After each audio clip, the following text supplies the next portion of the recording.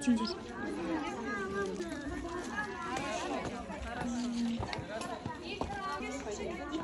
Добрые годы. Они, конечно, высоко равноправно разработаны у нас.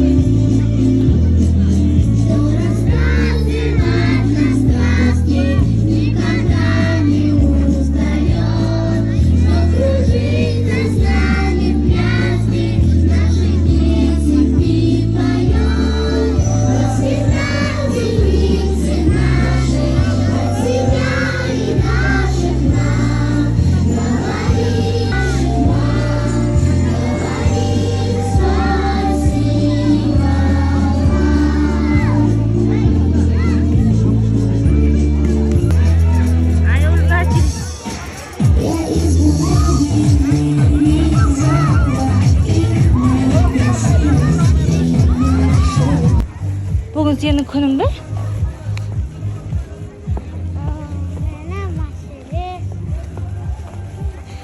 Ne?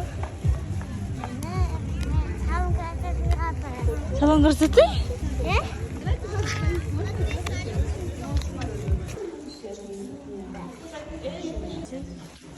Спасибо.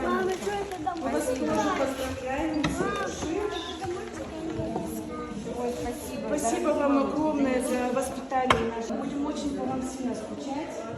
Я тоже очень скучать. У наших ребятишек.